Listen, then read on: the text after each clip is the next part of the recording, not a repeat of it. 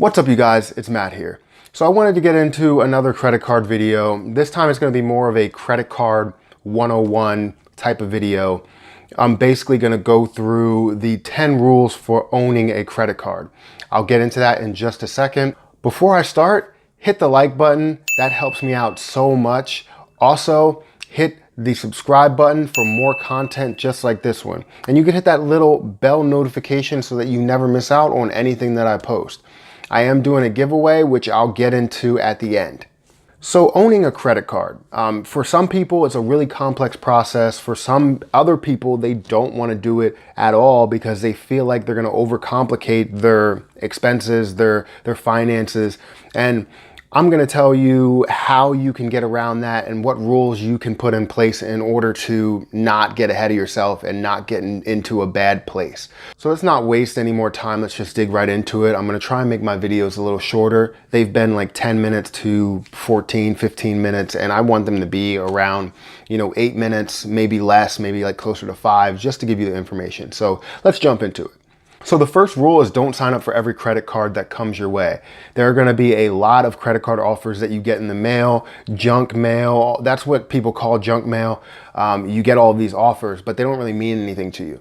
Now, if you're a person that likes to churn credit cards, which I don't recommend right now, if you're like somebody who's starting out, somebody who really doesn't understand credit cards, don't do it, then that would be the person that does that. But you don't need to apply for every offer because some of those cards might be horrible and you don't want to apply for a horrible card. You don't want to have a horrible card in your wallet. So don't apply for every card. Apply for the ones that mean the most, and maybe one, maybe two, and then you can get on to whatever process you want to get on to. So number 2 is keep your card's outstanding balance to 0. You want to spend money as you go when you have a credit line, but you don't want to carry over any balance. You want to make sure any outstanding balance, anything that's carried over, is 0. Don't do it, because if you do it, you're going to spend money in interest and you don't want to pay extra money that you didn't have to pay for in the first place. Number 3, avoid the dreaded minimum payment habit. This is what a lot of people get in trouble with, and a lot of credit card companies hope that you do this. So don't buy something that you can't afford. If you feel like you're buying something because you're saying that in the back of your mind that you have the credit line, you have the amount of money that you can make up for it later, don't do it. Don't buy it. Now, if it's a huge expense, like say a dental expense or something, then you have no choice. But if it's something like clothing or whatever, that's something that you want, don't do it, because you don't need it and you don't need to pay the interest, because when you pay minimum payments, interest is extreme. Some of these interest rates could be, 30+%, and you don't want to pay that much. So don't do it. Number 4 is never miss a payment deadline. I never try to miss a payment deadline. I don't think anybody tries to miss a payment deadline, but if you miss one, it could result in something really, really horrible. You could have a drop in your credit line. You could have a drop in your credit score. They could report it, and then you'll have the drop in your credit score. You'll have a derogatory mark because things go to collections, things like that. And you don't want any of those issues. You don't want to have to dispute any problems. Just leave it go. Make every payment on time. Make sure you have all of your deadlines written down. If you have a ton of credit cards, write down all your deadlines, pay everything off, and then go from there. Number 5 is check and double check your balance, because there could be something that's fraudulent on there, or the credit card company may have messed something up.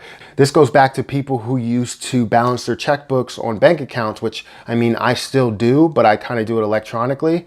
So just to make sure that I'm paying for what I paid for and nothing more, and they don't add anything to my bank statement. So just check your balance, check your statement, make sure you're getting the rewards, make sure you're paying for what you paid for and not anything fraudulent. Just check it. Number 6 is report a lost or misused card immediately, because if something happens, you want to make sure that gets disputed right away and make sure they know about it right when it happens, because the faster they know about it, the quicker that can get resolved. You don't want to have to go through the whole dispute, creating a claim, doing all this extra stuff in order to get it expunged. So just make sure you report it as soon as it happens or as soon as you see it, because you don't want to wait in any instance. Number 7 is never withdraw cash from a credit card. The reason being is because you have fees that are associated with that.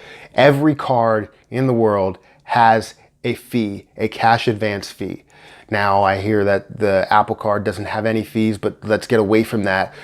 You have a cash advance fee, and if you pull cash from a card, you're getting that fee, and then you're also gonna pay a higher interest rate. Most of them will give you your normal interest rate, which would be like 20% or 25% or something, but then your cash advance interest rate will be like 29, 35, whatever percent. Just don't take cash out from your credit card, leave it as is and go from there, because you don't want to pay a higher interest rate for taking out cash. Number 8 is really important, especially for the people who churn credit cards. Don't just charge your card to earn rewards or earn a bonus or whatever. You need to make sure that you're spending normally, just like you normally spend. You put bills on it, you buy clothes with it, you buy, whatever you normally spend with. If you know you have a clothing budget of $100, then you use that on that card, and that will be your normal spend. But if you go and spend $1,000 just to get $1,000 spend and get 3 times points, it's not going to benefit you. You're just spending all of your money to gain back 3%. Don't do it. Make sure you're spending normally and you're gaining money back on your normal spending. So number 9 on this list, I'm not quite sure what it actually means. So if you know what it means, shoot me a comment down below. I'll do my best in how I feel like it is. I'm just going to use context clues here, but it's negotiate and bargain with your credit card company. Maybe that means negotiate and bargain towards your interest rate. That's the way I would look at it. I don't see any other way that you can negotiate. A lot of times if you don't get paid a bonus, maybe you can negotiate in order to get paid the bonus. I really don't know what's going on with this rule. You need to negotiate in any situation in order to get the best, but I really don't know what they're referring to when it comes to negotiate and bargain with your credit card company. So if you know, again, shoot me a comment down below. Number 10 is call in advance if you're having trouble paying off your credit card, because a lot of times they'll help you out and they'll figure some type of payment plan so that you're not paying either as high of interest rate, or you're paying a lower minimum payment to catch up, or you're just paying the interest itself. Whatever, they're going to give you some type of plan in order to help you out. If you tell them ahead of time. If you just start paying the minimum payments for a year and then you talk to them and say, hey, I'm having trouble, then they're not going to be able to help you. But also you can consult any type of financial help. I can help you out with any situation like that, because there are tons of different things that you can do in order to get a lower interest rate and pay off your balance sooner. So just consult a financial advisor or somebody that knows about finance or knows about credit cards, because they can truly help you out.